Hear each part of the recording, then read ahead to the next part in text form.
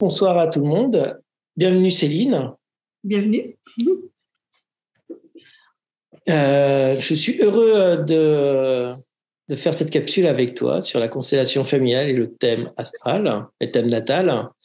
En tant que j'ai été moi-même formé par toi pendant les 18 mois de formation de constellation familiale. Donc, je connais ton parcours et je connais aussi ta façon de travailler qui est excellente pour moi.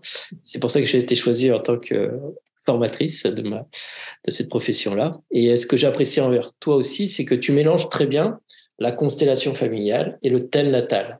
Donc, je vais te laisser la parole pour un peu expliquer qu'est-ce qu'est la constellation familiale et qu'est-ce qu'est le thème natal. Et après, pourquoi toi, tu as voulu et qu'est-ce que ça te fait de rajouter lors d'une constellation familiale le thème natal avec le titre de la constellation familiale. Donc, je te laisse la parole et bonne écoute à tout le monde.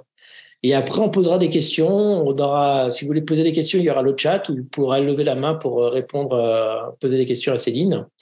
Voilà. Je pense que tout est dit. Je te laisse la main maintenant. Je vais simplement te mettre en mode, euh, je vais t'épingler et puis après, c'est bon. Voilà. Ça marche.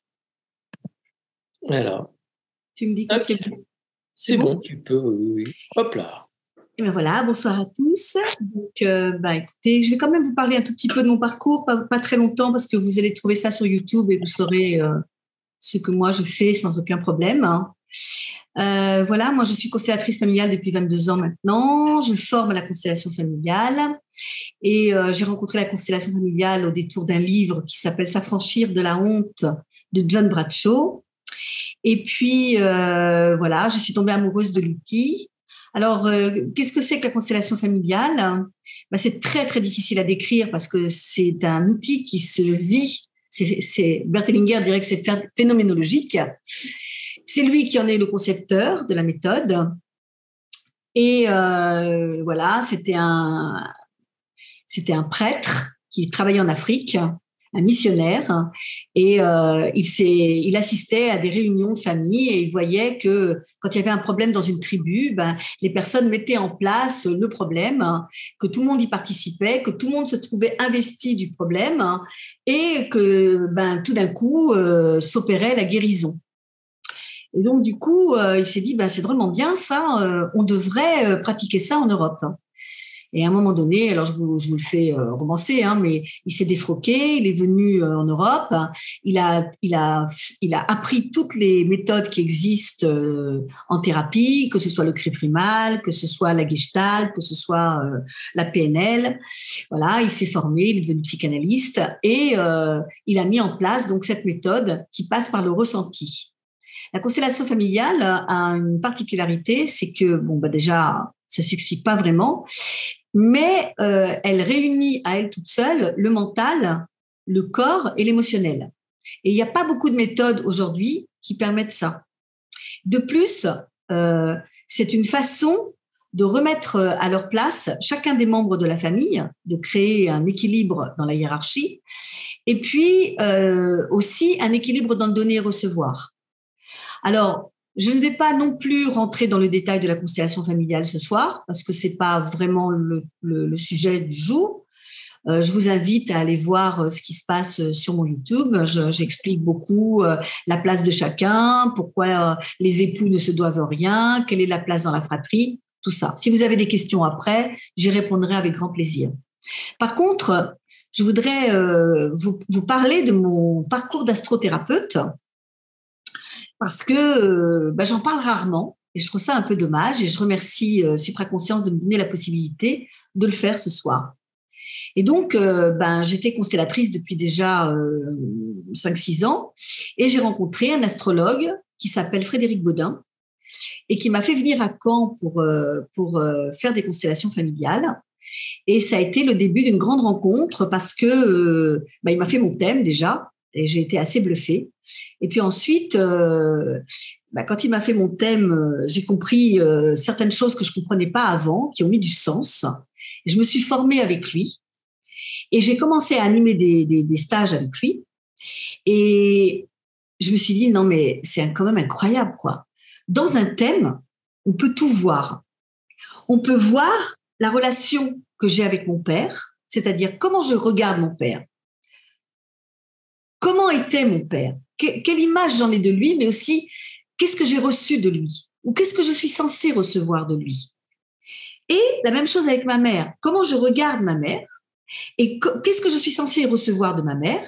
Et qu'est-ce que je suis censée admettre de ma mère, vivre avec? Parce que je suis moitié mon père, moitié ma mère. Et donc, à un moment donné, quand je regarde le thème, je peux voir la problématique qu'il y a soit avec mon père, soit avec ma mère. La façon que j'ai de les regarder, comment ils sont placés dans le thème, me permet à moi d'avoir une image. Ce qui fait que quand la personne s'assoit à côté de moi en constellation familiale, j'ai quand même une image précise de la problématique de départ. Et puis, je m'intéresse dans le thème tout particulièrement au chemin de vie, au nœud sud et au nœud nord. Pourquoi? Parce que le nœud sud et le nœud nord indiquent très clairement ce que la personne est venue incarner sur cette terre. Quel est le choix, si on part du postulat qu'on a une âme, c'est quoi le choix de l'âme de la personne?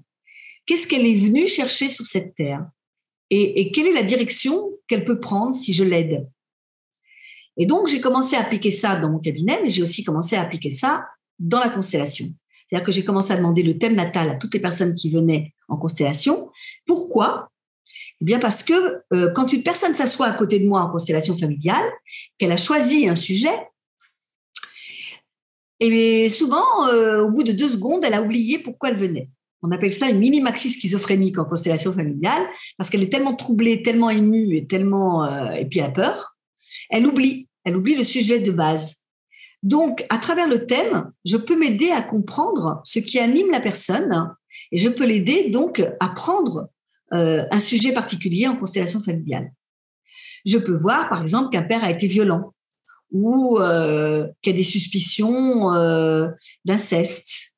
Je peux voir qu'un père n'est pas légitime, ou je peux voir qu'il y a un problème avec ma propre légitimité avec mon père, que peut-être je ne me sens pas comme sa fille. Ça ne veut pas dire que je ne le suis pas, mais je me pose des questions. Et donc, selon comment la personne va me parler et de son père et de sa mère, et du thème qui est devant moi, je vais choisir un sujet plutôt qu'un autre. Mais ça va me permettre aussi de mettre du sens sur ce que la personne traverse et de lui faire comprendre que tout est juste dans la vie et que si elle traverse ça, il y a une raison. Et donc je l'accompagne aussi à mettre du sens dans ce qu'elle traverse, toujours par rapport au thème natal. Il y a tout ce qui concerne la constellation familiale, puisque on sait maintenant, dans une famille, on doit respecter la hiérarchie, on doit respecter ce qu'on reçoit de notre père et de notre mère, de nos grands-parents. On doit se rappeler que tout ce qui a été fait dans une famille, c'est fait par amour. Donc, il n'y a jamais eu envie de faire du mal à d'autres personnes, que les secrets sont bien préservés. Pourquoi? Parce que on veut protéger les descendants et qu'on pense que si on ne le dit pas ou si on n'en parle pas, s'ils ne le savent pas, ils n'auront pas à le traverser ou à le subir ou à s'en occuper. Ce qui est totalement faux, évidemment, puisqu'un secret ne disparaît jamais. Et donc, le thème m'aide aussi à voir si, quand la personne parle d'un secret, il fait partie d'elle. En fait, le thème natal m'aide surtout, puisque je le regarde en une nanoseconde, je ne fais pas un vrai thème. Je n'explique pas à la personne tout ce qui est dans son thème. Je ne regarde que certains éléments. Le thème m'aide surtout à ne pas faire de transfert. C'est-à-dire à ne pas m'imaginer que j'ai raison, que je sais mieux que la personne, que, je sais pas moi, que je la trouve pas sympathique, cette personne. Et quand je regarde son thème, tout d'un coup, je me dis, ah oui, quand même, il y a là un vrai potentiel. Et puis, il y a là une vraie souffrance, peut-être même une vraie victime. Et ça m'ouvre le cœur. Et ça me permet de me rendre accessible pendant la constellation familiale. Et peut-être d'aller juste un tout petit peu plus loin. Je vais vous prendre un exemple. Hier, j'ai fait des constellations à Mulhouse et j'avais pas le thème de la cliente. Et Donc, elle est venue parler de la problématique de sa famille, de la violence de son père, voilà, de la violence que tous ses frères et sœurs avaient aussi vécue, etc.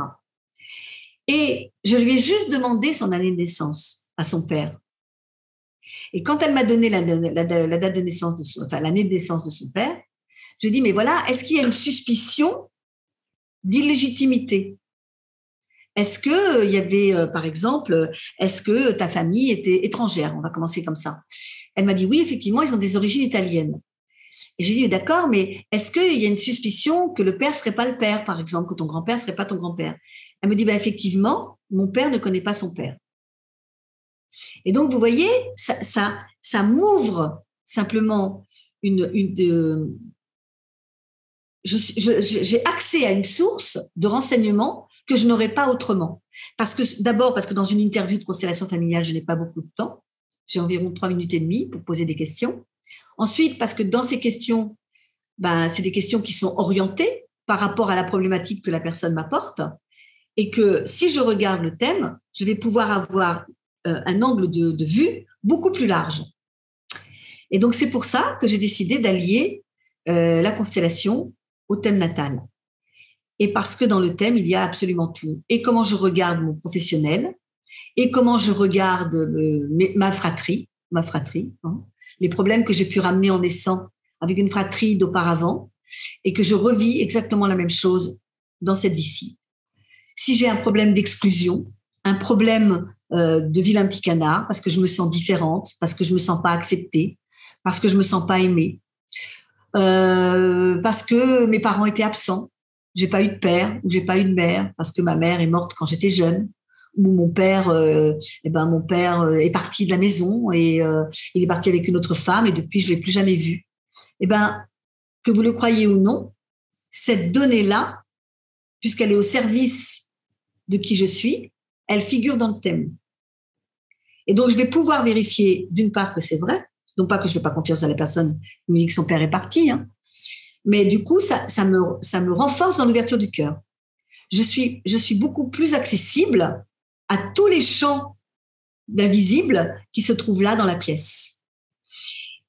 Et puis, ça me permet aussi, des fois, de dire un petit mot à la personne, pour lui dire, tu sais, tu es venu dans cette vie-ci pour accomplir de grandes choses et qu'il faut sortir de la fusion, la confusion avec ta famille. Qu'il faut ouvrir plus largement le débat, qu'il faut s'élever, voilà. Il faut s'élever et que, oui, tu n'as plus 4 ans. Et que quand tu avais 4 ans, c'est bien ce que tu as vécu dans ta famille, mais aujourd'hui, tu en as 30 ou 40 ou 50 et que le temps passe vite et qu'il faut excuser le passé et regarder vers l'avenir. Et le thème natal m'aide beaucoup pour ça. Parce que le thème natal me permet de mettre du sens. Voilà. Alors, je n'ai pas déclaré très clairement que je faisais constellation familiale et thème astral, parce que je ne fais pas thème astral. Mais certains de mes stagiaires m'ont signalé quand même que c'était une particularité que j'avais. Quand j'enseigne la constellation familiale, je n'enseigne pas le thème astral, puisque j'ai une autre école où je partage du coup l'enseignement avec Frédéric Baudin. Lui, il enseigne l'astrologie et moi, j'enseigne l'astrothérapie. Et donc, ce que je vois, c'est qu'aujourd'hui, il y a comme une passerelle qui se fait entre les deux, où les personnes me voyant travailler avec le thème natal, ça leur donne envie. Et parce que c'est d'une exactitude d'une exactitude incroyable, quoi. C'est centré et c'est juste. Voilà. Ça me permet d'être dans la justesse et dans l'ouverture du cœur. Je ne peux pas dire mieux. Moi, je voudrais que j'entends ce que tu nous dis, Céline, et je voulais voir avec toi, est-ce que c'est... parce que quand moi, je fais de la constellation familiale, j'ai pas le thème parce que j'ai pas été formé en astrothérapie. Et donc, c'est vraiment, j'écoute la personne, j'entends plus et ça me permet de voir aussi la question et la demande de la personne qui vient me voir. Mais toi, en plus, ça va te confirmer dans la bonne direction quelquefois, moi, je tâtonne ou je me dis, est-ce que c'est bien ou est-ce que je vais là-bas? Est-ce que c'est de la bonne direction? Que toi, avec le thème astral, en fait, ça va te donner, t'as même plus, même avec ton expérience, t'as même plus de doute au final, parce qu'en fait, c'est déjà, t'as une vision globale de la situation, en fait. Ben, j'ai jamais vu personne me dire ah non, ma mère, elle n'est pas comme ça. La personne peut me dire ben, pas exactement, c'est déjà arrivé, hein, parce que on voit que elle n'a pas de visibilité concernant sa mère. C'est caché. C'est l'image qu'elle a de sa mère n'est pas la bonne, n'est pas. Elle protège sa mère. Et donc quand elle protège sa mère, moi je viens avec mes gros sabots et je dis bon bah là il y a quand même de la maltraitance. Ben, elle va me dire non. Mais je sais que j'ai raison parce que c'est inscrit. Donc effectivement, ça m'enlève les doutes. Mais c'est pas pour ça que je suis pas à l'écoute, c'est pas pour ça que je n'entends pas ce que me dit le client. Je reste complètement à l'écoute de ce que me dit le client et je pars du principe que le client, de toute façon, c'est toujours mieux que moi ce qu'il a vécu. Moi, je peux pas le savoir. Moi, je peux voir ce qui est inscrit dans le thème, mais je peux pas savoir ce qu'il a vécu. Donc, c'est au travers de ce qu'il va me raconter petit à petit que je vais pouvoir ajuster peut-être pour qu'il entende que sa mère, effectivement, par exemple, en jouant les petites filles, eh ben, c'était de la maltraitance parce que les grands prennent soin des petits et que la personne qui est assise à côté de moi, eh ben, elle n'a pas été une petite fille ou un petit garçon d'ailleurs. Je prends l'exemple de la petite fille, mais ça peut être un petit garçon, c'est exactement pareil.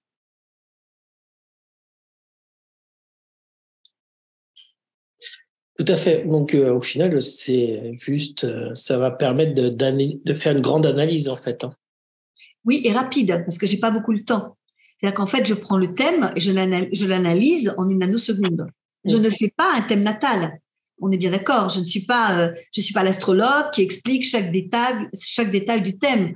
Comment, voilà, votre personnalité, vous êtes du signe du cancer, vous avez un ascendant balance, ben, cancer, balance, et j'explique comment ça va ensemble, ça va pas ensemble, comment c'est compatible, comment c'est pas compatible, et comment vous avez regardé votre père, comment vous avez regardé votre mère, voilà, et quel est votre style dans la vie. Je fais pas ça, j'ai pas le temps. Ça, ce sont les astrologues qui font ça. Moi, je me sers de l'outil en une nanoseconde. D'accord. Analyse rapide. Et c'est ça, en fait, justement parce que bah, moi, pour avoir fait des constellations avec toi, je suis à chaque fois assez bluffée parce que je parle de ma problématique en étant dans ma problématique. Et toi, quand tu prends le thème, en une fraction de seconde, tu comprends pourquoi j'ai cette problématique à ce moment-là. Et alors, justement, du coup, moi, je me posais la question, est-ce que tu as des quand tu vois le thème, par exemple, est-ce qu'il y a des indicateurs flagrants? Est-ce qu'il y a forcément quelque chose qui te saute aux yeux tout de suite? Alors, ben, je vais essayer de m'expliquer. Je ne suis pas sûre que je serai très claire, mais je vais essayer. Voilà, moi, ce qui m'intéresse dans le thème, c'est ce qui bouge. Moi, je suis quelqu'un qui bouge. Le thème, il est fixe. Quand je nais avec un certain nombre de données. Voilà, on dit que le cosmos était organisé d'une certaine manière et que tout ce qui est en haut est comme ce qui est en bas, ce qui fait que moi, je reçois un certain nombre d'informations au moment où je nais et ces informations, elles sont fixes, elles vont plus bouger. C'est mon thème natal. De la même manière que je m'appelle Karine toute ma vie, ben, j'ai mon thème natal pour toute ma vie. Voilà. Et il y a ça, mais il y a aussi ce qui bouge. Parce qu'il y a ce qui est évolutif. Et dans un thème natal, il y a vraiment deux éléments évolutifs. Ben, c'est le chemin de vie, c'est-à-dire le nœud sud et le nœud nord, et puis la révolution solaire. Et la révolution solaire, elle change tous les ans. Dans le thème natal, on a ce qu'on appelle les blessures de lune noire, qui, elles, sont fixes, seront toute ma vie, mais il y a aussi la lune noire annuelle, qui, elle, bouge, comme toutes les planètes bougent, elles bougent tout le temps, les planètes. La Terre bouge, la Lune bouge, tout bouge, en fait. Et nous aussi, on bouge. Nous, tous les jours, on change. Et d'ailleurs, la Céline d'il y a 5 minutes n'est pas la Céline de maintenant. On est tout le temps, on est des nomades. Nous vivons le nomadisme de l'existence, et en sachant que le jour où on est né, ben on est programmé pour mourir de toute façon, et que ce qui va être intéressant, c'est tout le chemin qu'on va parcourir et de savoir ce qu'on va laisser derrière nous, sachant que nos descendants vont s'occuper de tout ce qu'on n'a pas réglé. Voilà. Et donc l'objectif, c'est d'en laisser le moins possible. Voilà, pour que ce soit nous qui partions la tête haute. Et donc, oui, effectivement, donc je regarde, quand je prends ton thème, je regarde ton soleil parce que j'ai quand même besoin de savoir comment tu regardes ton père. Je regarde ta lune parce que je veux savoir ce que tu as reçu de ta mère. Mais je regarde ton chemin de vie parce que je veux savoir d'où tu pars et où est-ce que tu vas. Et dans quoi est-ce que tu es coincé? Parce que quand quelqu'un vient me voir, que ce soit en thérapie ou en chemin de vie, c'est parce que ça se répète. Ça se répète. On appelle ça la roue du karma. Et encore, et encore. Et à un moment donné, on se lève et on se dit, non mais c'est pas possible. Encore je fais faillite, encore j'ai des accidents, encore je perds des enfants, encore ma femme est partie, je me marie une deuxième fois, elle part aussi. Qu'est-ce qui se passe? Parce que le point commun entre tous les événements et ce qui m'arrive, c'est quand même bien moi. Donc il y a bien quelque chose chez moi qui est peut-être à travailler ou à comprendre ou à mettre du sens pour que ça change. Donc je regarde ce chemin de vie et puis je regarde les transits, ce qu'on appelle les transits de planètes, notamment donc la lune noire qui bouge et qui vient, elle, m'initier pour le changement. Voilà. Et pendant qu'elle se promène, elle vient me poser des questions, elle vient me déranger sur les secteurs qu'elle visite. Voilà.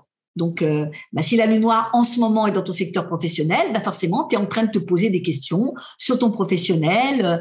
Est-ce que tu vas changer de métier? Ou tiens, pourquoi mon patron me harcèle, je peux plus supporter? Ou bien, je gagne pas assez ma vie, ou je suis pas assez reconnue, ou j'ai pas assez de clients. Voilà, mon professionnel va être très présent dans cette année jusqu'à mon prochain anniversaire. Et à mon prochain anniversaire, je reçois une autre énergie qu'on appellera l'ascendant annuel. Donc, effectivement, il y a le thème qui est, lui, fixe, qui ne bouge pas. Et puis, il y a des éléments du thème qui, eux, bougent.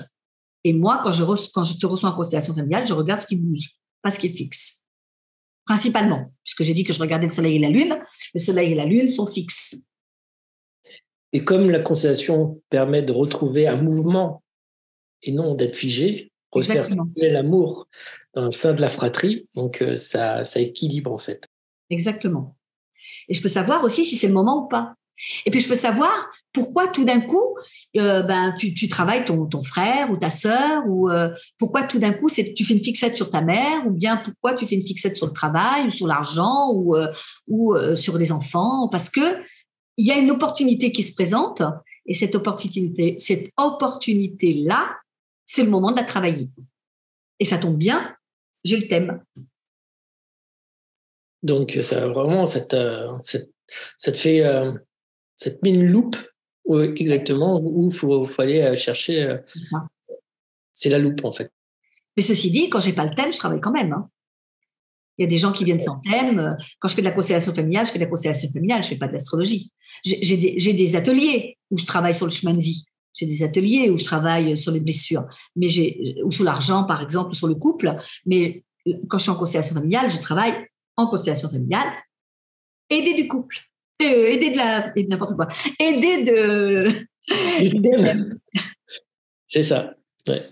Est-ce que vous avez des questions? Est-ce que vous pouvez poser des questions ou sur le chat? N'hésitez pas, mais je pense que tout le monde est fasciné, surtout, on est en train de t'écouter. Même moi, j'avais des questions, je les ai oubliées parce que j'écoute. Oui, c'est ça. Merci, je suis très touchée. Et si on revenait un peu plus... Profitez de moi et posez-moi autant de questions que vous voudrez. Mais oui, c'est ça, parce que c'est pas facile d'attraper Céline en constellation ou en rendez-vous. Donc là, d'un coup, on a l'opportunité d'avoir un peu de temps avec toi. Donc effectivement, c'est vrai, c'est vraiment le moment de poser toutes vos questions. Allez-y. Moi, je peux... par exemple, je prends un exemple. Est-ce que la constellation, donc en fait, après, tu t'amènes les gens... Tu demandes à la personne qui représente tel et un tel dans sa constellation familiale. Et en fait, après, tu poses le thème au final. Après, tu poses le thème. Oui, après, il ne m'intéresse pas. Ouais. Après, le thème ne t'intéresse plus. Et si tu te fixes véritablement ce que les gens se mettent où ils se placent, qu'est-ce qui se passe, comment ils se ressentent, voilà. Après, tu fais vraiment... Quand même, parfois, quand émerge quelque chose, pour être sûr que je ne vais pas... avoir un avis qui n'est pas juste, je vais quand même vérifier. Mais en général, le thème, une fois que je l'ai vu pendant l'interview, je ne le regarde plus pendant la constellation familiale. Parce que je répète, ce qui prime, c'est le travail qui se fait en constellation. Voilà. Il y a une question. Est-ce que nos ancêtres sont là pendant la constellation? Ce que Ségolène... Je dirais oui. Je dirais que de toute façon, nous sommes aidés, nous sommes portés. Je ne sais pas si nos ancêtres sont là, mais il y a forcément des énergies qui nous aident, oui. De toute façon, nous sommes porteurs de toutes les énergies de la famille. Donc, vous êtes porteuse de l'énergie de votre famille, donc de vos ancêtres. Et donc, nécessairement, ça vit à travers vous. Donc, oui, ce sera là pendant la constellation, c'est sûr. En tant que représentant de certaines constellations que j'ai pu faire, j'ai pu me représentant d'un père, d'un fils, etc. C'est vraiment quelque chose où mon expérience, c'est une sensation dans son corps physique, dans notre énergétique, dans notre postural même. On a des sensations qu'on ne sait pas d'où ça vient en fait. On ne peut pas comprendre parce qu'on ne connaît pas l'histoire de la famille, on est vraiment nœud dans tout ça et d'un coup on dit des choses. C'est ça qui me bluffe la plupart du temps, c'est que je dis des choses et que je ressens des choses en moi, je ne sais pas d'où ça vient. Mais sans doute parce qu'on est un seul. Nous sommes un et nous sommes au service les uns des autres. Et c'est sûrement ça que nous a amené Bert Hellinger, c'est que lui, ce qu'il a pu constater, c'est que la tribu, ils étaient un et unique et que nous étions capables d'en faire autant. Il y a une autre question, c'est est-ce que cette période encore plus propice au nettoyage des karmas? C'est Annie Belli qui nous dit ça. Nettoyage des karmas? Il faudrait qu'elle m'explique comment elle voit ça, le karma. Ouais. Parce que moi, je ne crois pas qu'on puisse nettoyer un karma. Parce que je ne vois pas en quoi c'est mal un karma. Si on considère, nous, en astrologie dharmique, que le karma, c'est le nœud sud, c'est les mémoires avec lesquelles je suis revenue sur cette terre pour pouvoir passer à autre chose. J'ai fait une expérience dans une vie antérieure, on va dire. Voilà, je la connais par cœur. Elle a été parfois bénéfique, parfois pas bénéfique. Et dans cette vie-ci, je suis venue peut-être vivre autre chose. Mais dire que je suis venue réparer, je crois que même le Dalai Lama a changé d'avis. Il dit plus ça. Hein. Tout à fait. Il n'y a plus de cause à effet. Hein. J'ai mal fait dans une vie antérieure, donc je suis punie dans cette vie-ci. Non. Pour nous qui faisons de l'astrologie dharmique, c'est pas du tout ça le karma. Hein. Le karma, c'est les mémoires avec lesquelles je suis revenue sur cette terre et que je vais et dont je vais m'occuper. Voilà. Nettoyer, je sais pas, mais dont je vais m'occuper, c'est sûr. De toute façon, la constellation familiale, si on a une histoire de karma, etc., ou problématique, on peut venir te voir et donc travailler sur ce que la personne parle de karma ou d'une histoire mémorielle qui n'arrête pas de se répéter. C'est ça. Il y a Laetitia, dans le cas des personnes adoptées avec aucune information sur la famille d'origine, comment peut-on vivre la constellation ? Est-ce que l'astro permet justement de compléter ces points de suspension ou d'interrogation? Alors, ça, c'est une très, très bonne question. Merci de l'avoir posée. Alors, je vais répondre d'abord au niveau constellation. Donc, l'adoption, c'est une grande souffrance parce que ne pas savoir d'où on vient, c'est très compliqué. Pour savoir qui tu es, il faut savoir d'où tu viens, dit la Bible. Hein. Donc, c'est compliqué. Mais ce qui est dit, le constat qui a été fait en psychogénéalogie, c'est que, en général, les parents qui nous adoptent ont un point commun avec ceux qui nous ont abandonnés. Parce que si on regarde le thème natal, on a besoin de nos parents pour pouvoir passer à autre chose. Et donc, les parents adoptifs vont avoir exactement la même fonction que les parents d'origine. Donc, ça veut dire que les histoires ont quelque chose de commun. Ça veut dire que le comportement des parents va avoir quelque chose de commun. Ça ne va pas vous aider à retrouver vos parents d'origine, mais ça va vous aider à mettre du sens sur pourquoi ça se passe comme ça. Par exemple, j'ai vu des parents adoptifs qui, au bout de quelques temps, voulaient se débarrasser de l'enfant adopté. Parce qu'ils ne le supportaient plus, ils pensaient que ça allait bien se passer, mais l'enfant n'était pas exactement comme ils avaient cru qu'il serait. Ni calme, ni rangé, ni propre sur lui, etc. Bon, c'est une redite dans l'abandon, c'est sûr, hein, mais la violence dans laquelle ça se passait était probablement la même que les parents d'origine. Parce que la personne, dans son thème natal, avait besoin de ces parents-là pour s'émanciper et ne pas être dans la fusion, par exemple. Par exemple. Et elle pose aussi la question, est-ce que l'astrologie va permettre justement de combler ces points de suspension et d'interrogation, en fait? Non. L'astrologie va permettre de mettre du sens, mais pas de combler quoi que ce soit. Non, je ne pense pas. Pas avec la constellation familiale. Si vous venez faire le stage avec moi sur le chemin de vie, probablement, je vais combler les points de suspension. Mais pour la constellation familiale, je m'occupe de la famille. Moi, ce qui va m'intéresser, c'est que vous puissiez accepter vos parents tels qu'ils sont.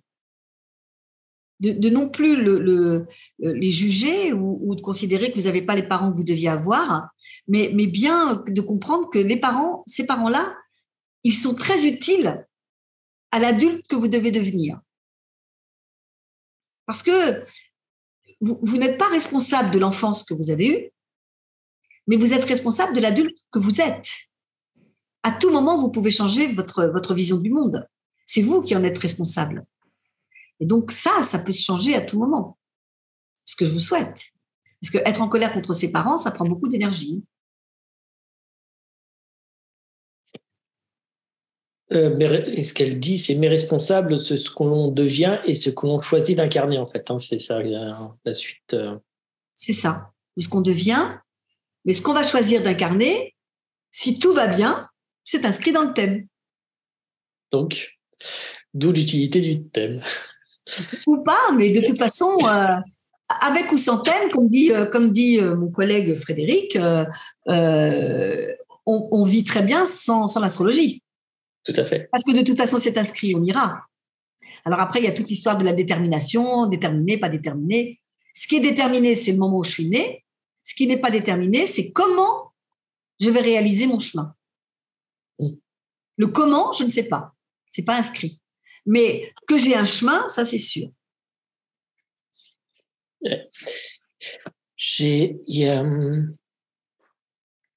Peut-on retrouver de meilleures relations avec l'un de nos parents, en fait? Bien sûr. Alors ça, si j'y croyais pas, je ne ferais pas ce métier. J'en suis la preuve. C'est grâce à la constellation familiale que moi, j'ai retrouvé des relations avec mes parents. Et je remercie tous les jours. Parce que voilà, aujourd'hui, j'ai des relations apaisées et que j'ai du plaisir à voir ma mère et à échanger avec elle. Et je me rends compte que je serais sûrement passée à côté de données dont j'avais besoin pour moi-même. Parce que c'est la mémoire. Ma mère a vécu des choses familiales bien avant moi. Et donc, il y a qu'elle qui peut me les transmettre.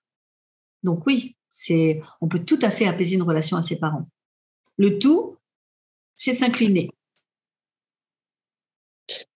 Il y a on parle beaucoup de parents, pour l'instant, c'est des questions qui viennent. Comment faire quand les parents sont morts? L'outil de la constellation familiale, je te laisse en parler, mais c'est un chouette outil pour ça, en fait. Mais quand les parents sont morts, quand j'étais petite ou quand j'étais grande, quand j'étais adulte? Comment faire quand les parents sont morts? Pour se réconcilier avec eux? Oui, je pense, c'est ça. Eh ben, c'est la constellation qui va permettre de le faire. Adulte, il dit, oui. Voilà. Parce que mes parents sont plus là. Vous savez, c'est Anne-Ancelin Schauchelberger qui disait c'est pas parce que les parents sont plus là, c'est pas parce qu'ils sont invisibles qu'ils ne sont plus là.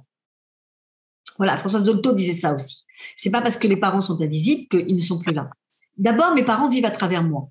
Je suis leur légataire direct. Et donc, toutes leurs croyances, leur système de vie, leur éducation, etc., ça vit à travers moi. Ils me l'ont forcément transmis. Donc, ils sont toujours vivants quelque part. Et puis, en constellation familiale, je vais me retrouver devant des représentants de mes parents qui vont s'exprimer. Vous allez vous exprimer. Et à un moment donné, toute cette énergie d'amour va vous traverser. Parce qu'ils seront là, dans cet instant, à travers les représentants. Et donc, vous allez vraiment pouvoir vous réconcilier avec eux, ou vous allez vraiment pouvoir leur dire au revoir, si vous ne l'avez pas fait. J'en ai vu. C'est très beau à voir. Ça laisse une libération à la personne après. C'est vraiment impressionnant de le voir de l'extérieur, en fait, pour la personne. Il y a Yves Deschamps, je vais demander de réactiver votre micro. Voilà. Bonjour Yves. Bonjour. Vous avez une question? Tous et à toutes, oui. J'ai vu une vidéo faite par Céline il y a un moment sur les prénoms. Ça m'a impressionné. Et là, par synchronicité, je dirais, j'ai vu que Céline faisait un atelier constellation familiale à Dijon, très bientôt. Je vais y participer. Et ça m'intéresse beaucoup parce que mon prénom, la veille de ma naissance, ma maman ne savait pas comment elle allait m'appeler. Je suis né à Dijon et donc ça m'intéresse beaucoup d'aller justement là-bas parce que le samedi, je sais que Céline fait un atelier sur les prénoms. Mon prénom m'a été donné à Dijon. La veille, ma maman ne savait pas comment elle allait m'appeler, donc ça m'interpelle. Et de faire les constellations le lendemain à Dijon, dans ma ville natale, c'est extrêmement important pour moi. Voilà. Ben, je comprends. Ouais. Ça va être un grand jour alors? Ça va être un très grand jour et ouais, je suis ému, mais je serai là la semaine prochaine, c'est clair. Ah ben super. Ouais. Merci. Merci, moi aussi. Et vous me le rappellerez, je vous donnerai l'explication de votre prénom. Tout à fait. Oui. Parce que ce sera forcément en lien et avec votre thème natal et avec la constellation du moment. C'est une des raisons pour lesquelles j'ai arrêté de donner des explications de prénoms comme ça à l'arrache. J'imagine. Parce que pendant le confinement, comme j'ai fait beaucoup de capsules, ouais. je me suis principalement orientée sur la situation familiale. Parce qu'un prénom n'est jamais donné par hasard. Ouais. Et il a un sens pour la famille. Mais ça peut être un Yves pour vous et un autre Yves pour quelqu'un d'autre. Parce que ce n'est pas le même contexte. Et le contexte va énormément nous aider à comprendre pourquoi vous vous appelez comme ça. Alors, je raconte très brièvement comment on m'a donné le prénom. J'étais à la clinique, je venais de naître. Ma maman ne savait pas comment elle allait m'appeler. Quelqu'un passe dans la rue et une maman dit à son fils « Yves ». Et elle a dit « Tiens, je vais l'appeler Yves ». C'est un très joli mythe. Les mythes, ça fait des trous et ça m'étonnerait que ce soit la raison. C'est comme moi avec Céline, que la chanson n'était pas encore sortie. C'est pareil. Voilà. Je n'en doute pas. Merci. Avec plaisir. Merci beaucoup, Yves. Merci beaucoup. Yann Autre, pourriez-vous m'expliquer comment se passe une constellation familiale lorsqu'il y a une famille recomposée? Par exemple, je suis la 4e enfant du côté maternel et la seconde du côté paternel, sachant que la première est décédée. La première de quel lit? Marina, est-ce que tu peux nous expliquer la première est décédée dans quel lit? Est-ce que c'est la première ou le deuxième? Non, est-ce que c'est du lit de ses parents à elle? Ou est-ce que c'est la première du lit du père ou du lit de la mère? C'est la 4e enfant du côté maternel, la seconde du côté paternel, sachant que la première est décédée. Donc la première du côté paternel est décédée. D'accord. Ça ne change rien, parce qu'elle est toujours la deuxième du côté père. Oui. En fait, elle a les deux fonctions. Elle est 2e et 4e. Et c'est pas la même fonction dans la famille. Parce que la 2e, c'est la mémoire, et la 4e voudrait la place de la première. La première étant décédée, du côté paternel, c'est comme si elle avait un rôle tout particulier à montrer à ses parents qu'elle doit être vivante. Comme si elle devait réparer son père d'avoir perdu un premier enfant. Parce que la place du premier est vacante du côté du père. Mais si elle est 4e, ça veut dire est-ce qu'il y a eu des enfants entre le père et la mère? Ça, je ne sais pas. Ce n'est pas précisé. C'est pour ça, vous voyez, de prendre des choses comme ça sur un coin de table, c'est toujours très délicat. Tout à fait. Il ne faut pas faire ça non plus. Parce qu'il y a tout un contexte. Être une 4e du côté de ma mère, oui, d'accord, mais est-ce que vos parents ont eu des enfants ensemble? J'en sais rien. Une famille recomposée, c'est autant de familles recomposées qu'il y a de familles. J'en sais rien, moi. peut y avoir des tas de choses. Et la circonstance du décès du premier enfant, est-ce que c'était un bébé? Est-ce que c'était un bébé secoué, un bébé dans une baignoire qui s'est noyé? Il existe des tas de circonstances du bébé mort. Tout à fait. Donc, il y a plein de... C'est comme tu dis, hein, c'est difficile. Le mieux, c'est que, Marina, si tu veux avoir vraiment une réponse à cette question, le mieux, c'est que tu ailles voir Céline en constellation familiale. De toute façon, toutes ces dates, c'est écrit sur leur site, sur son site internet. Donc, on vous mettra le lien à la fin sur le chat pour pouvoir accéder à toutes les dates de prochaines constellations. Voilà. Et sur Facebook aussi que Léa a très gentiment partagé dans le chat. De quoi? Il y a Léa sur Facebook, dans le chat, il y a Léa qui a très gentiment partagé ton Facebook. Merci beaucoup.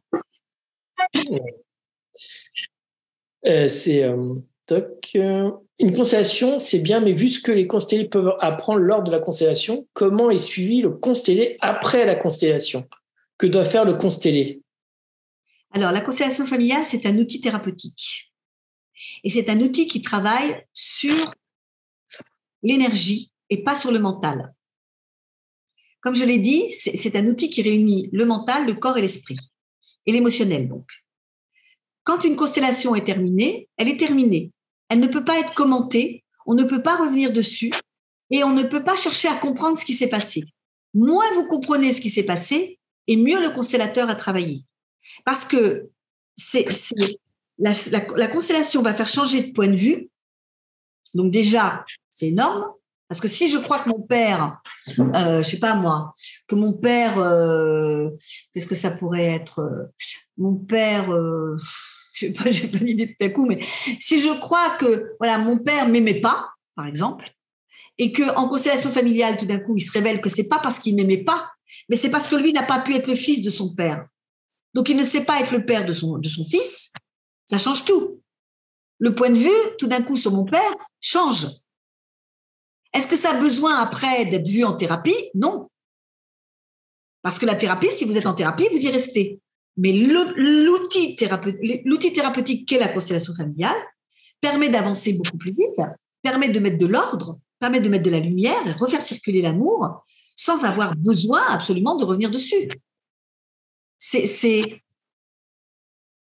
Je sais pas, c'est un changement de paradigme. Voilà, c'est un changement énergétique, c'est un changement de point de vue. Et si je mets du verbe dessus, du mot dessus, ben forcément, j'arrête le processus. Et c'est souvent ce que font les personnes qui sont contrôlantes, c'est-à-dire qu'elles veulent absolument en parler après, elles veulent absolument mettre des mots dessus, et du coup, elles arrêtent le processus et elles sont très mal. Et surtout si elles n'ont pas reçu la réponse qu'elles voulaient. Là, ça, c'est une autre question, ça. Là, c'est tout particulièrement. Donc, comme tu dis, hein, pour l'outil constellation familiale, c'est vraiment un outil à la thérapie, en fait. Hein.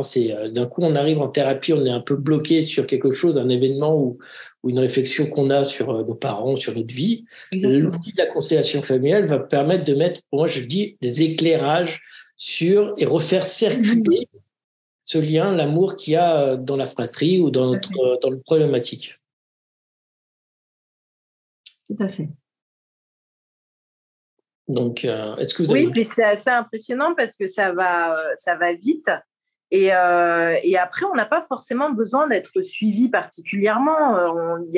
C'est ça, c'est qu'il y a un éclairage qui se passe, on change de point de vue et on avance mieux. Donc, c'est vraiment un outil qui est très, très intéressant. Moi, je dis aux personnes qui sont en thérapie d'y rester parce que ça ne vient pas enlever la thérapie. Il y a des personnes qui pensent que le changement est tellement parfois drastique et forcément agréable. On se dit, oh, ben moi, dorénavant, je vais aller en thérapie en constellation familiale. Non. Je ne vais pas en thérapie en constellation familiale. La constellation familiale n'est pas une thérapie.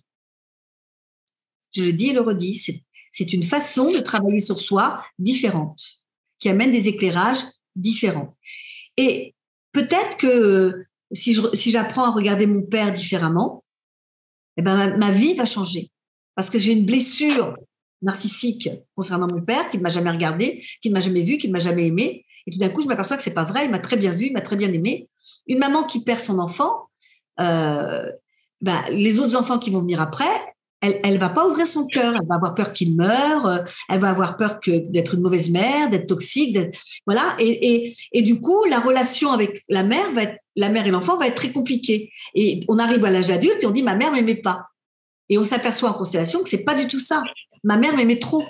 Elle avait tellement peur qu'il m'arrive quelque chose qu'elle a gardé une certaine distance pour ne pas mourir elle aussi. Mais ça change mon point de vue. Et à partir de ce moment-là, je suis libérée. Il y a la question justement pourquoi on ne voit pas la maltraitance de la mère. En fait, je pense que tu y as répondu. Pourquoi on ne voit pas la maltraitance de la mère ? Parce que je prends parti pour ma mère et que je considère que c'est de l'amour, par exemple. Que la façon que ma mère a eu de me maltraiter, c'est de l'amour. Parfois, dans le thème, on voit que la lune, qui représente la mère, est cachée. Et donc, je n'ai pas accès à ma mère. Donc, j'ai une image que je me suis faite et qui n'est pas ma mère.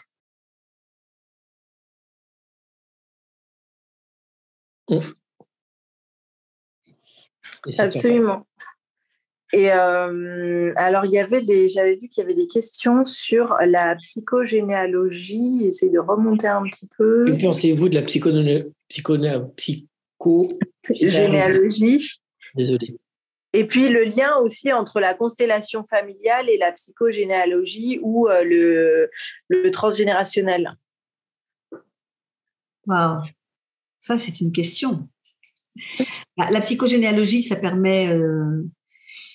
je ne sais pas. Je ne fais pas de psychogénéalogie, donc je ne sais pas. Et le transgénérationnel, pour moi, la constellation familiale, c'est du transgénérationnel, puisque ça travaille sur toutes les couches de la famille, sur tout ce qui a été mis en place, sur tout ce qui nous reste de mémoire et de difficultés, tout ce qui nous a été transmis.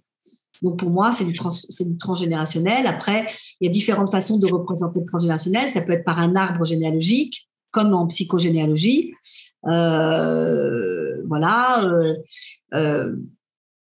Moi, j'aime l'outil de constellation parce qu'il réunit tout ça, en fait. Voilà. Il le réunit et puis surtout, c'est vivant. C'est pas figé, ça bouge tout le temps. Et comme moi, j'aime ce qui bouge, c'est parfait pour moi. En 22 ans, je n'ai jamais fait la même constellation. Jamais. Pourtant, les principes sont les mêmes. La base est la même. J'ai mal à papa, j'ai mal à maman, c'est toujours pareil. Mais c'est jamais, jamais, jamais la même constellation. C'est ça qui est incroyable. Comme c'est jamais le même thème. On peut prendre même des jumeaux, ils ont le même thème, et pourtant ils n'ont pas la même façon de le réaliser. Ils n'ont pas la même façon de le vivre. C'est incroyable quand même, parce que on n'est pas que son thème.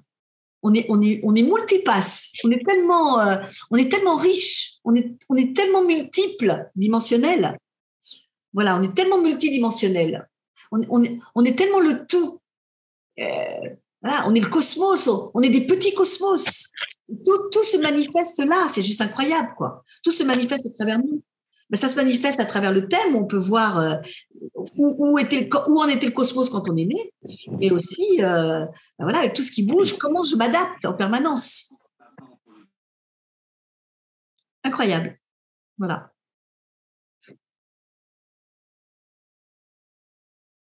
Donc, vas-y, Karine.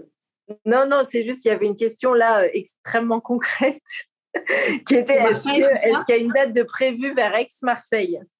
Je serai à Antibes. Voilà, c'est le plus près que je connaisse pour l'instant au mois de janvier.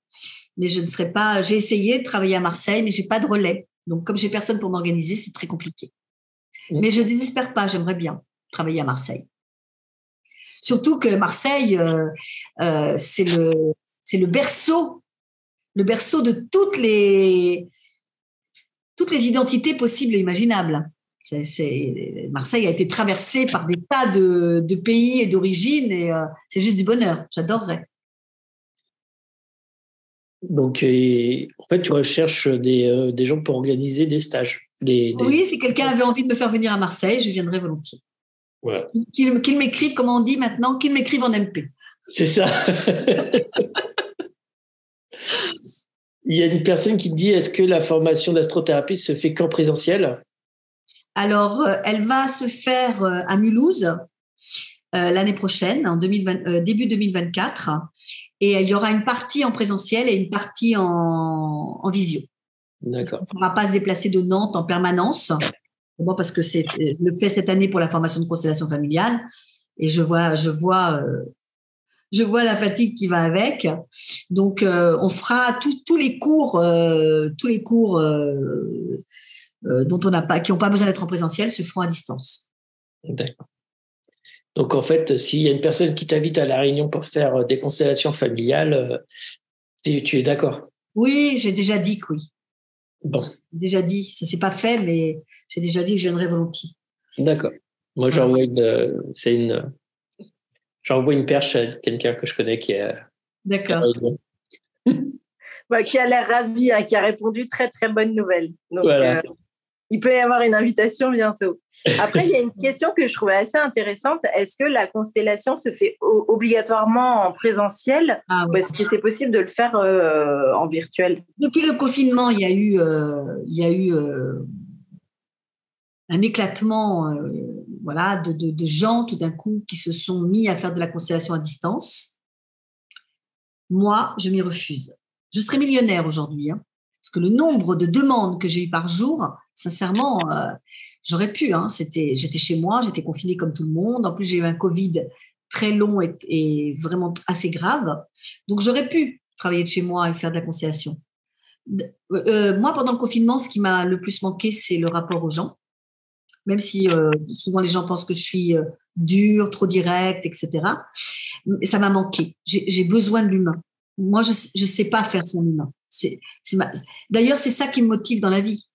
C'est d'accompagner l'autre sur son chemin. Alors, l'écran, c'est très bien. Vous voyez, là, c'est très pratique que je puisse être à un autre endroit pour faire cette conférence. Mais pour la constellation familiale, non. Moi, j'ai besoin du présentiel. J'ai besoin de l'énergie, la vôtre et celle de vos ancêtres qui va apparaître à ce moment-là, à travers vous. Mais il y a plein de gens qui le font et ça marche très bien. Moi, j'ai été constellée à distance, ça marche très bien. Mais moi, je veux pas. C'est pas mon truc. Moi, j'aime ce qui se passe dans un groupe pendant la journée, ces échanges, la trace que ça va laisser à l'intérieur de chacun de nous. Non, ça, j'échangerais pour rien au monde. Tout à fait. Il y a une autre personne qui pose la question, est-ce que avec la constellation, il y a guérison de la blessure pour les ascendants et les descendants? Si la personne accepte le chemin qu'il lui est proposé, oui. Imaginons une seconde. J'ai un problème avec ma sœur. Ma sœur, elle est née, alors c'est pas moi, parce que c'est pas mon cas, je le dis tout de suite, mais c'est l'exemple de quelqu'un que j'ai vu il y a pas longtemps. Ma sœur est née suite à un retour de couche 10 mois après moi. Donc, c'est ma jumelle. Nous sommes élevés comme des jumelles. Sauf que ma sœur aînée, elle n'a pas du tout aimé ma venue au monde parce qu'elle n'était pas sevrée et que je lui ai pris sa place auprès de ma mère. Donc, au lieu que ça se passe comme des jumelles qui s'entendent, etc., pouf, c'est de l'antagonisme. OK? Bon, déjà, cette situation-là, je vais la retrouver au-dessus. C'est pas possible que ce soit né tout d'un coup. Il y a déjà des problèmes de fratrie au-dessus qui n'ont pas été abordés ou qui n'ont pas été réglés. Maintenant, imaginons que la personne vienne en constellation, elle dise mais moi, je suis malheureuse de la situation avec ma sœur. Et donc, dans la constellation familiale, je la mets face à sa sœur et qu'elle puisse lui dire mais tu sais, moi je t'aime infiniment. C'est pas moi qui ai décidé de naître 10 mois après. Et je veux pas ta place. C'est toi la grande et c'est moi la petite. Et je te remercie d'avoir tracé la route pour moi. Parce que, voilà, tu es aussi ma mémoire. Tu es précieuse dans mon cœur. Eh bien, je ne veux pas ta place, c'est ta place, tu es l'aînée. Et je te remercie de tout ce que tu as fait. Du coup, l'aînée, dans la constellation, elle se sent reconnue. Elle sent que c'est sa place.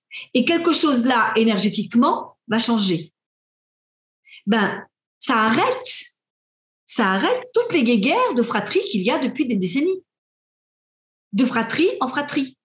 Parce que quelqu'un a voulu prendre la place de quelqu'un d'autre. Ça changera quelque chose au passé? Non. Mais ça changera quelque chose au futur.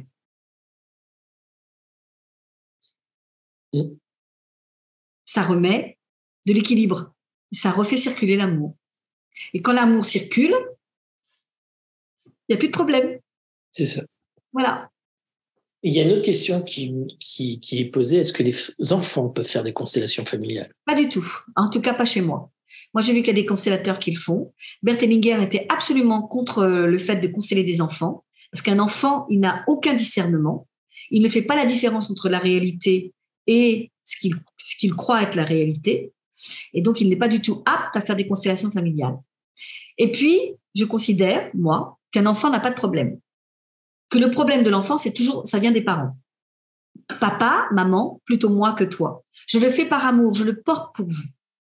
Donc, si les parents résolvent leurs problèmes, eh bien, les enfants n'auront plus besoin de le porter pour eux. Après, il y a les constellations individuelles. Quand un adolescent est en échec scolaire, par exemple, on peut le consteller. Et on peut essayer de comprendre pourquoi il se met en échec scolaire. Il n'y a pas que l'adolescence. Il y a aussi d'autres facteurs qui sont là. Voilà. Ça, oui. Ou bien, ce qui m'est arrivé de faire, c'est de faire rentrer, de créer un groupe à Paris, par exemple, ou à Nantes, ou n'importe où, un groupe d'adultes qui est en journée de constellation. Et je fais venir l'adolescent, pas l'enfant, l'adolescent de 11-12 ans, il vient faire sa constellation. Donc, il se sert des adultes pour faire la mise en place. Il fait sa constellation et il repart immédiatement. Il ne reste pas. Ça m'est arrivé. Mais un enfant ne peut pas rester toute la journée en constellation, ça, c'est juste pas possible. Et puis, je sais le sujet qui va être constellé, ça ne va pas être n'importe quoi. C'est possible. Mais des constellations d'enfants, non. Non. Et même une constellation individuelle d'enfants, c'est très minimaliste. C'est très... Oui, c'est minimaliste et simple. D'accord. Que faire quand l'amour ne circule pas, parents, enfants, grands-parents, malgré des constellations qui restent sans succès et ils se sentent bloqués dans leur rancœur? Le pardon n'en est pas possible à ce jour. C'est encore une question qui est difficile à répondre, je pense, même si tu peux éclairer la personne. C'est, comme tu dis, au coin d'une table, t'as pas le thème, tu n'as pas la personne. Non, mais je sais qui a posé la question, donc je sais ce qui la motive. Mais je vais répondre quand même, parce que parfois, la souffrance est tellement grande. Les parents ont fait des choses tellement affreuses, tellement souffrantes.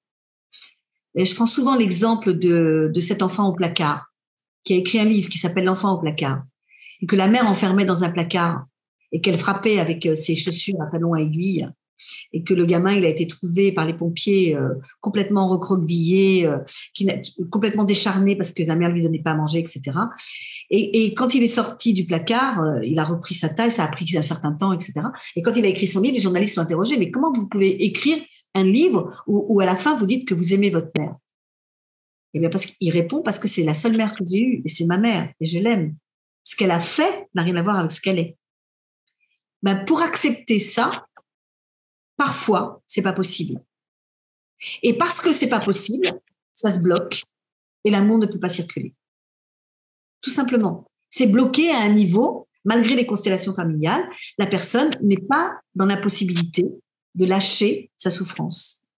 Et parce qu'elle ne peut pas lâcher sa souffrance, elle va continuer de descendre, sauf s'il n'y a plus d'enfants, évidemment. Merci à toi, Céline, de cette réponse. Il y a une autre question qui est intéressante. Comment sont décernés les rôles durant la constellation? Moi, j'appelle ça les représentants, mais les rôles, les personnes ne se connaissent pas. Non, c'est énergétique. C'est comme ça, c'est l'énergie. Il y a des gens qui vont beaucoup travailler pendant la journée. Alors moi, je ne prends pas des grands groupes. Je prends des groupes, ça va jusqu'à 14-15 personnes. Mais les gens vont c'est énergétique. Je suis assise et je choisis quelqu'un pour ta mère. Je regarde les personnes et tout d'un coup, je trouve que celle-là, elle a énergétiquement quelque chose de commun avec ma mère et elle va pouvoir accepter d'incarner ma mère. Pourquoi elle? Et donc, il y a des gens qui vont beaucoup travailler et puis des gens qui vont très peu travailler dans la journée parce qu'énergétiquement, ils ne correspondront pas du tout à ce que recherchent les personnes constellées. quand il y a une personne qui vient la première fois te voir en constellation familiale, il faut attendre 2 ou 3 personnes qui passent pour venir. Moi, j'ai mis en place un système où je dis, voilà, vous n'avez jamais constellé, attendez que la matinée soit passée et vous constellerez cet après-midi. Parce que si jamais mon travail ne vous convient pas, ou si moi je ne vous conviens pas, ou si ma façon de faire ne vous convient pas,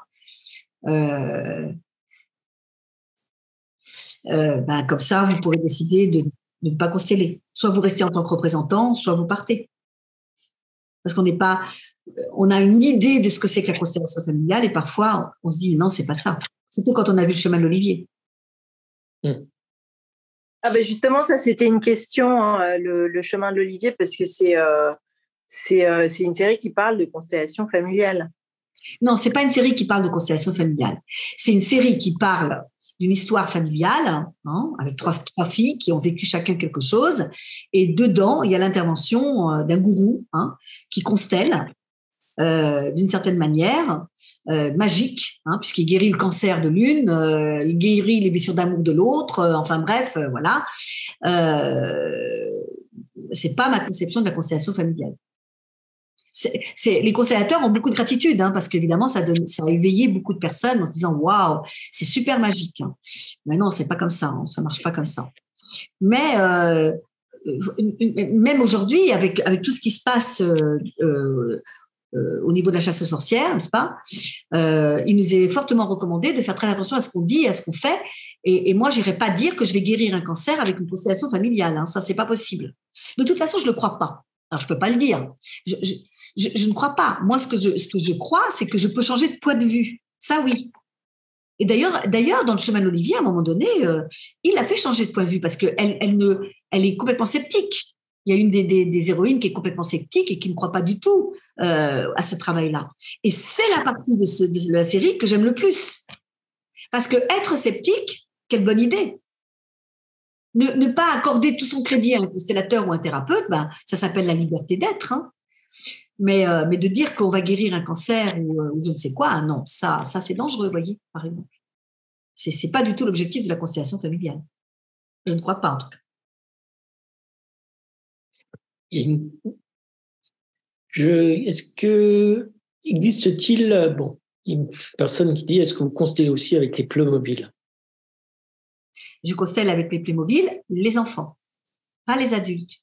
Moi, je privilégie la constellation de groupe pour les adultes parce que l'efficacité est bien plus grande et puis parce que ce qui se passe dans la constellation, d'abord, moi, ça m'aide à pas être toute puissante. Et puis, ce qui se passe dans la constellation, ça n'a pas d'équivalence. D'accord. Et il y a une autre personne qui pose la question, constellez-vous la cause d'une maladie? Oui, bien sûr. Mais ça va pas la faire guérir, la personne. Je me mets pas à la place du médecin ou à la place du chirurgien. Non, moi, ce qui va m'intéresser, c'est que la personne accepte sa maladie pour qu'elle en fasse quelque chose de bien pour elle. Parce que la maladie n'est pas là pour rien. Le corps exprime quelque chose, ça m'intéresse qu'il exprime. Et c'est souvent une loyauté pour maman, pour papa ou pour mes grands-mères. Voilà, il y a quelque chose qui s'exprime là, qui est douloureux dans le corps, qui éveille à une certaine forme de conscience.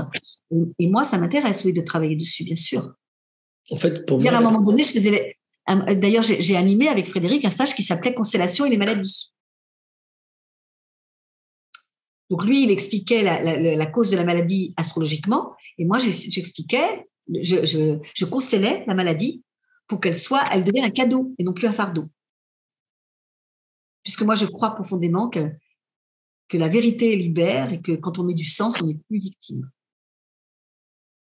Je suis d'accord. Et c'est possible de consteller une addiction? Oui. Enfin, non. Non, c'est pas possible de consteller une addiction. Je ne constelle pas la boulimie, l'anorexie. Mais ça, c'est moi. Il y a des constellateurs qui le font.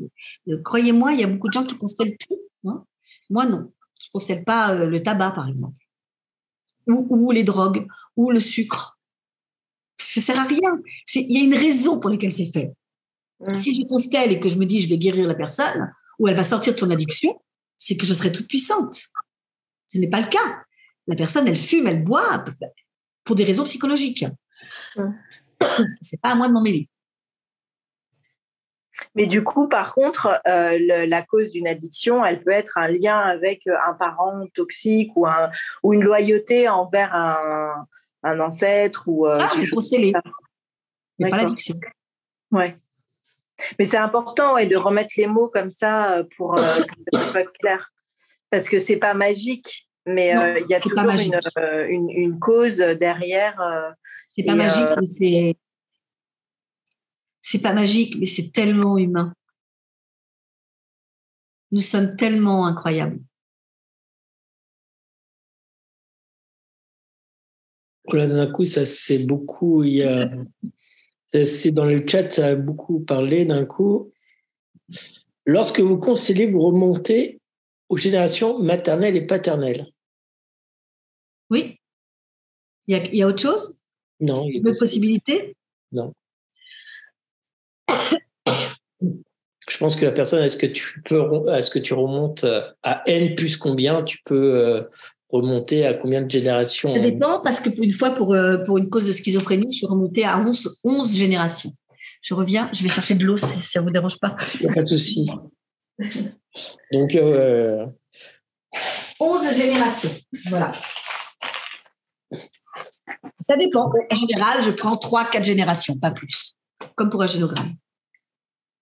Tout à fait. Et moi, ce que j'ai pu voir aussi en constellation avec toi, c'est que d'un coup, le secret est tellement bloqué à un moment donné dans une génération, c'est que là, pour l'instant, la constellation se bloque jusqu'à la personne qui intègre déjà tout ce qu'elle a pu faire pour pouvoir sortir ce secret. Exactement. Et quelquefois, les secrets sont tellement enfouis, tellement verrouillés que c'est compliqué de le verbaliser, de le sortir, en fait. Oui. Et t'as parlé aussi du mythe, parce que quelquefois on entend en histoire, dans notre une histoire dans la famille, c'était comme ça ou comme ça, et souvent tu dis là c'est un beau mythe ou il y a quelque chose. Est-ce que tu peux en quelques mots, pourquoi tu dis ça en fait? Parce que c'est ce qui se transmet pour expliquer les choses. Si je m'appelle François Xavier, il y a une raison. 2 prénoms. Et François, c'est soit Franc, et Xavier sur l'ex-vie. Donc, il y a quelqu'un là qui a eu soit une double vie, soit un premier amour qui ne l'a pas réalisé et qui, tout d'un coup, dit, ben voilà. Et puis venir et dire, non, mais François, j'étais très amoureuse du chanteur Claude François, et donc, du coup, je voulais que mon fils s'appelle François. Mais c'est un mythe.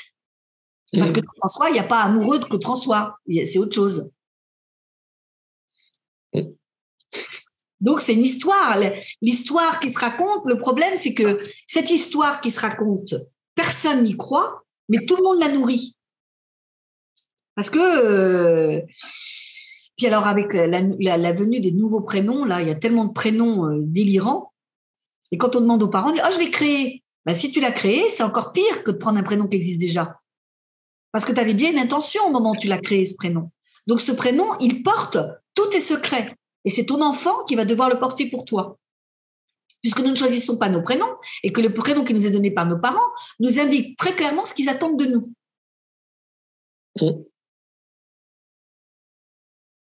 Il y a une personne qui dit moi aussi, on m'a dit que mon prénom, c'était celui de ma mamie, alors que c'était le prénom de l'ex de mon père. Voilà, ça souvent, c'est comme ça.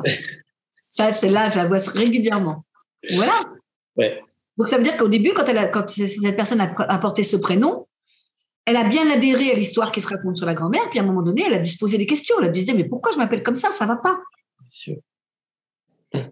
Et après, il y en a beaucoup qui disent, est-ce qu'on peut consteller l'argent? Est-ce qu'on peut consteller des biens immobiliers qui n'arrivent pas à se vendre ou que j'ai un problème avec? Est-ce que il y a une limite dans tout ce qu'on peut consteller ou on reste Moi, je ne fais pas de voyance. Comme je dis souvent à mes élèves, je suis small en bas et large en haut. Il n'y a pas de médium chez moi. Donc, je ne fais pas de médiumnité et je ne cherche pas le vice caché. Par exemple, je ne constellerai pas pour savoir s'il y a un vice caché dans une maison. Est-ce que je dois l'acheter ou pas? Ça, je ne constellerai pas. Mais pourquoi une maison ne se vend pas? Je ne vais pas répondre à cette question, mais par contre, je vais négocier avec la maison pour qu'elle se vende. C'est-à-dire qu'à ce moment-là, la maison va devenir une entité. Mais je ne vais pas lui poser la question pourquoi tu ne vends pas, et qu'elle va me dire c'est parce que j'ai un cadavre dans la cave. Vous voyez? Non, ça je ne fais pas. Mais de négocier avec les maisons en disant voilà, j'ai été très reconnaissant que tu sois ma maison pendant 15 ans, mais aujourd'hui j'ai envie de déménager et je peux plus vivre à Paris, etc. Est-ce que tu serais d'accord pour m'aider énergétiquement à passer à quelqu'un d'autre? Ça, oui. Donc, on peut consteller, mais le pourquoi, pas on peut consteller le sens que ça a, éventuellement, et puis demander l'aide d'une entité, pourquoi pas, comme on peut demander de l'aide de l'argent aussi. Hein. On peut consteller l'argent aussi. Oui. Il y a une dernière question qui a été posée, et je voulais la garder pour la fin, parce que je trouvais intéressant de savoir, c'est quel est votre plus grand rêve aujourd'hui, en fait?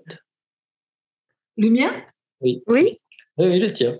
Quelqu'un a posé cette question? Oui. Ouais. C'est qui le coupable? C'est Annie, je dis, c'est Annie Belli, en fait. Mon plus grand rêve, ce serait qu'on arrête de se faire du mal. Qu'on comprenne que la vie est très, très courte et qu'on est tous venus incarner quelque chose au service des autres, de l'humanité. Et qu'à chaque fois qu'on ouvre notre cœur, c'est l'humanité qui ouvre son cœur. Nous sommes poussière d'étoiles et qu'à l'intérieur de nous, il y a cet amour. Et qu'il n'est pas, il n'est pas que pour il n'est pas que pour mon conjoint, pour mes enfants, il est pour le tout. Moi, mon aspiration, c'est que nous puissions tous ouvrir notre cœur comme on le fait dans une journée de constellation familiale. Parce que dans une journée de constellation familiale, on arrive le matin, on connaît personne, et le soir, quand on se quitte, c'est comme si c'était nos meilleurs amis. Comme si on les avait toujours connus et qu'ils allaient toujours occuper une place dans notre cœur. Et voilà, moi c'est ça. Mon plus grand rêve, c'est qu'on arrête de se déchirer, qu'on arrête d'écouter les gens qui nous expliquent qu'il faut avoir peur et qu'on est tous des méchants et qu'on se regarde les yeux dans les yeux et qu'on comprenne que on est tous amour. Voilà. C'est bête, hein, mais c'est ça mon rêve. Merci beaucoup, Céline. Il y a plein de cœurs qui circulent dans le fil de la discussion. C'est beaucoup merci. On pourrait en discuter encore longtemps, je pense, avec toi. Il y a plein de questions qui peuvent arriver encore. Et je te remercie, moi, de cette magnifique capsule qu'on a fait ensemble. À chaque fois, c'est inspirant, c'est plein d'espoir. Et je suis très content de faire tout ça avec toi encore et de progresser avec moi. Quand je fais une constellation avec toi, c'est une ouverture, c'est une compréhension de ce que je vis, ce que je vois à l'intérieur de moi. Donc, merci pour ça. On a marqué, voilà, c'est tout. Merci. Un grand merci à toi, Céline. J'espère que j'ai apporté un tout petit peu de lumière et voilà, parce que je suis petite par rapport à tout le cosmos et l'humanité. Mais moi, je vous aime d'avoir été là ce soir. Voilà. Je n'ai rien de plus à dire. Merci de m'avoir écouté. Et merci pour vos questions. Merci. De toute façon, on laisse donc Karine a marqué sur le chat le lien de toutes tes coordonnées. Merci. Donc là, vous avez absolument tout, ton site internet, l'adresse email du secrétariat, l'école aussi, parce que c'est important, la page Facebook, voilà. Et puis après, si vous avez quoi que ce soit, si vous avez des questions, n'hésitez pas aussi à nous contacter, nous, et puis on fera le relais. Vous pouvez nous écrire, on est sur pas mal de réseaux sociaux, et puis sinon sur contact@supraconscience.fr. Voilà. Et je veux dire, le mois prochain, nous, on va recevoir le chef Damien et le restaurateur du 750 grammes pour parler de la nourriture éthique. Comment il perçoit en conscience, quand il peut mettre en conscience ses envies, ses désirs de culinaire, etc. Donc voilà, c'est aussi une riche capsule. Je suivrai ça avec plaisir. Merci beaucoup. Merci énormément, Céline, d'avoir été là. C'est toujours un plaisir et un bonheur. Et puis, quand je vois tous les petits cœurs dans le chat, moi, je ne les vois pas, mais je te fais confiance. C'est adorable. Ça fait plaisir, ça fait du bien. Et en plus, c'est très révélateur de ton énergie, de ce que tu partages. Donc, c'est très chouette. À bientôt. À très vite à tout le monde, et puis passez une très très belle soirée, et vous aurez le replay très bientôt, le temps qu'on fasse le montage et tout ça, et puis vous pourrez tout revoir et partager et nous contacter et contacter Céline, n'hésitez pas.